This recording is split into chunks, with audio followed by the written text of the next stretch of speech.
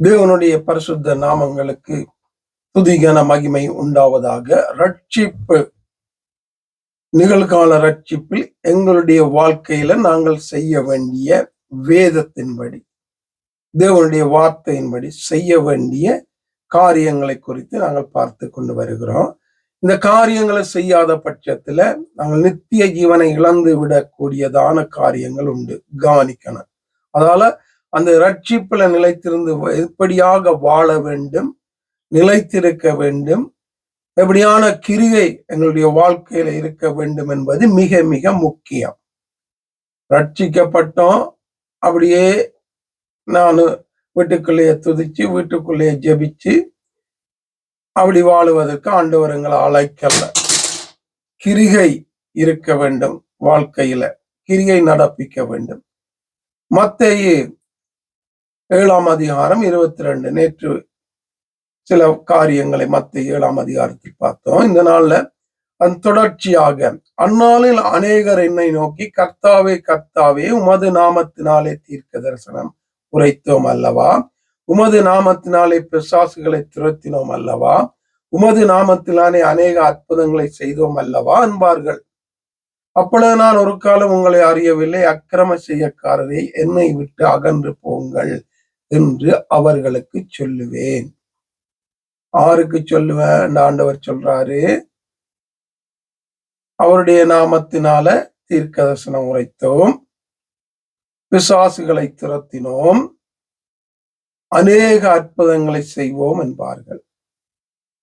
இவங்க ஆறுன்னு பார்த்தா, இயேசுவை ஏற்றுக்கொண்டவங்க, ரட்சிப்புக்குள்ள வந்தவங்க, அபிஷேகம் பெற்றவங்க, வரங்களை பெற்றவங்க, அதோடு ஆண்டவருக்கென்று ஊழியம் செய்தவங்க. இப்படிப்பட்டவங்களை பார்த்துத்தான் என் ஆண்டவர் சொல்றாரு, நான் ஒரு காலம் உங்களை அறியவில்லை, அக்கிரம செய்யக்காரரே என்னை விட்டு அகன்று போங்க. ஏன் ஆண்டவர் இப்படி சொல்லுகிறார் என்று நாங்கள் வேதத்திலே பார்ப்போமானால், அங்கே நேற்று பார்த்த விதமாக, அங்கே பிதாவுனுடைய மத்தேயு 7:21, பிதாவுனுடைய சித்தத்தை அவங்க செய்யல.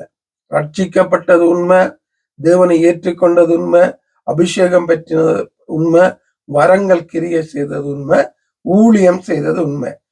இந்த நாள்ல நடக்கிறது போல அபிஷேகத்தையும் வரங்களையும் ஊழியங்களையும் பெற்றுக்கொண்டு தங்களுடைய ஆசையின்படி, விருப்பத்தின்படி, தங்களுடைய லாபத்துக்காக, பேருக்காக, புகழுக்காக, தங்களுடைய சித்தத்தை செய்கிற அநேக ஊழியங்கள் இந்த நாட்கள்ல நடக்கிறத நாங்க பார்க்கிறோம். அங்க அற்புதங்கள் நடக்கும், அதிசயங்கள் நடக்கும், எல்லாமே நடக்கும். ஆனா அங்க தேவனுடைய சித்தம் இருக்காது. நன்றா கவனிக்கணும். அற்புதம், அதிசயம், தீர்க்க தரிசனம் என்று ஓடுகிற நாங்க நல்லா கவனிக்கணும். அந்த இடத்துல தேவனுடைய சித்தம் செய்யப்படுகிறதா என்பதை கவனிக்கணும்.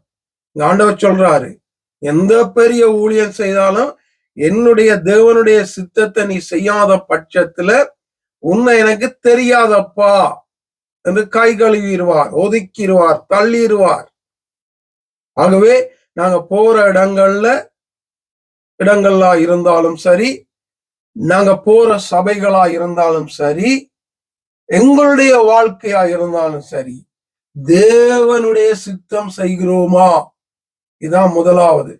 தேவன் விரும்புகிறதை செய்கிறோமா? அவர் எதிர்பார்க்கிறதை செய்கிறோமா? அவர் சொல்லுகிறபடி செய்கிறோமா? அவருடைய நாம மகிமைக்கு செய்கிறோமா? அவருடைய ஒரே ஒரு சித்தம் நேற்று பார்த்தோம். 1 தீமோத்தேயு 2:4, எல்லா மனுஷரும் ரட்சிக்கப்பட வேண்டும், சத்தியத்தை அறிய வேண்டும். உங்களுடைய சபைக்கு வர்றவங்க, கூட்டத்துக்கு வர்றவங்க சத்தியத்தை அறிகிறாங்களா? சரியாக அவங்களுடைய ஆத்மா இன்னும் தெய்வத்துக்கு நேராக நடத்தப்படுகிறதா? யோசிக்கணும். அல்லாத பட்சத்துல நாங்க ஊழியங்களை மாற்ற வேண்டிய அவசியம் உண்டு. தேவனுடைய சித்தம் எது என்று அறிந்து செய்கிறவர்கள் தான் தப்பித்துக் கொள்ள முடியும். ஆகவே அப்படியாக நானும் நீங்களும் வாழ ஆவியானவர் தொடர்ந்தும் வழி நடத்துவாராக. ஆமென்.